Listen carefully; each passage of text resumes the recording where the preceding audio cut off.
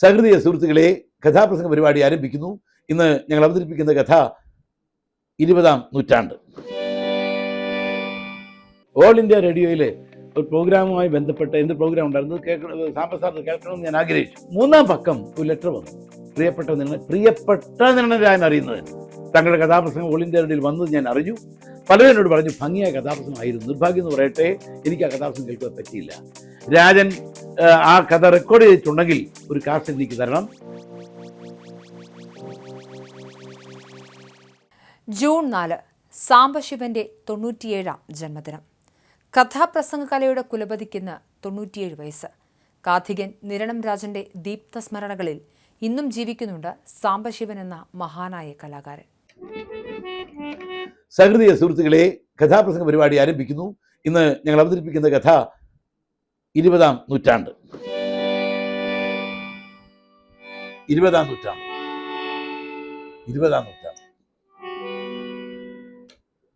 സാംബശിവന്റെ അവതരണ ശൈലി ഒരു കാഥികന്മാർക്കും അനുകരിക്കാൻ പറ്റില്ല. അത്രയ്ക്ക് മനോഹരമായിരുന്നു, ഹൃദ്യമായിരുന്നു, ആസ്വാദ്യമായിരുന്നു.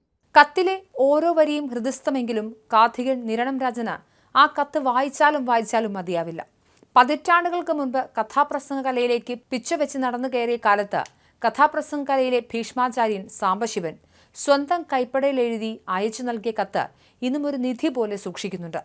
സുപ്രസിദ്ധ കാഥികനായ നിരണം രാജൻ കഥാപ്രസംഗ കലയ്ക്ക് ഊടും പാവും നൽകിയ കഥാപ്രസംഗ കലയുടെ കുലപതിയുടെ 97-ാം ജന്മദിനം ജൂൺ 4 വിവിധ കലാസംഘടനകൾ ചേർന്ന് സമുചിതമായി ആചരിക്കുന്നുണ്ട്. എന്നാൽ സാംബശിവന്റെയും അദ്ദേഹത്തിന്റെ കഥകളെയും നിരണം രാജൻ എന്നും ഓർമ്മയിൽ സൂക്ഷിക്കുന്നുണ്ട്. നമസ്കാരമുണ്ട്. ഈശ്വരന്റെ വലിയ കൃപയാൽ വളരെ അവിചാരമായ ഒരു സാഹചര്യത്തിൽ തിരുവനന്തപുരത്ത് ശ്രദ്ധേയമായ ഒരു ഓഡിറ്റോറിയത്തിൽ ഒരു പ്രോഗ്രാമുമായി ബന്ധപ്പെട്ട് ചെന്നപ്പോൾ സാംബസാറിനെ കാണാനിടയായി. ആദ്യമായി ഓൾ ഇന്ത്യ റേഡിയോയിൽ കഥാപ്രസംഗം അവതരിപ്പിക്കാനുള്ള അവസരം ലഭിച്ചപ്പോൾ നിരണം രാജൻ തന്റെ കഥാപ്രസംഗം റേഡിയോയിൽ കേൾക്കണം എന്ന് അഭ്യർത്ഥിച്ച് സാംബശിവന് കത്തെഴുതി. എന്നാൽ ഏറെ തിരക്കുള്ള വിഖ്യാതനായ ആ കലാകാരൻ താൻ അയച്ച കത്ത് ശ്രദ്ധിക്കുമെന്നോ റേഡിയോയിൽ നാടകം കേൾക്കുമെന്നോ നിരണം രാജൻ പ്രതീക്ഷിച്ചിരുന്നില്ല. അദ്ദേഹത്തിൽ നിന്നും ഒരു മറുപടി കത്തും ഒട്ടും പ്രതീക്ഷിച്ചിരുന്നുമില്ല. എന്നാൽ 3 ദിവസങ്ങൾക്കകം സാംബശിവന്റെ മറുപടി കത്ത് നിരണം രാജന് ലഭിച്ചു. ഓൾ ഇന്ത്യ റേഡിയോയിലെ ഒരു പ്രോഗ്രാമുമായി ബന്ധപ്പെട്ട എന്ത് പ്രോഗ്രാം ഉണ്ടായിരുന്നു സാമ്പസാറിന് കേൾക്കണമെന്ന് ഞാൻ ആഗ്രഹിച്ചു. അപ്പോൾ ഞാൻ ലെറ്റർ അയച്ചു. ആ ലെറ്റർ അതിന് കിട്ടി. പക്ഷേ അതിന് നിർഭാഗ്യത്താൽ എൻ്റെ കഥാപ്രസംഗം കേൾക്കുവാൻ, അല്ലെങ്കിൽ നിർഭാഗ്യം എന്ന് പറയേണ്ട, സാധിച്ചില്ല. പക്ഷെ 3-ാം പക്കം ഒരു ലെറ്റർ വന്നു. പ്രിയപ്പെട്ട നിർണയം അറിയുന്നതിന് തങ്ങളുടെ കഥാപ്രസംഗം ഓൾ ഇന്ത്യ റേഡിയോയിൽ വന്നത് ഞാൻ അറിഞ്ഞു. പലരും എന്നോട് പറഞ്ഞു ഭംഗിയായ കഥാപ്രസംഗമായിരുന്നു. നിർഭാഗ്യം എന്ന് പറയട്ടെ, എനിക്ക് ആ കഥാപ്രസംഗം കേൾക്കാൻ പറ്റിയില്ല. രാജൻ ആ കഥ റെക്കോർഡ് ചെയ്തിട്ടുണ്ടെങ്കിൽ ഒരു കാസറ്റ് എനിക്ക് തരണം.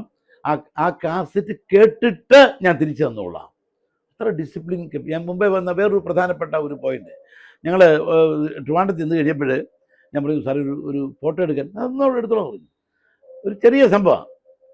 സിസിലി റൈറ്റിൽ നിന്നു, സാംബസാർ സെൻറ്ററിൽ നിന്നു. സിസിലി റൈറ്റിൽ നിന്നു, സാംബസാർ സെൻറ്ററിൽ നിൽക്കുന്നു, അദ്ദേഹം റൈറ്റിൽ നിന്നു, ഞാൻ ലെഫ്റ്റിൽ നിന്നു. ഉടനെ സാംബസാർ നോ അപ്പുറത്ത് പോവാം. ഒരു സ്ത്രീ ഭർത്താവിൻ്റെ വലത്ത് ഭാഗത്ത് നിൽക്കേണ്ടത് ഭാര്യയാണ്. അദ്ദേഹം വേറൊരാളാണ്, ഭർത്താവിനല്ലോ. അത്രമാത്രം ശ്രദ്ധിച്ചിരുന്നു സാംബസാർ.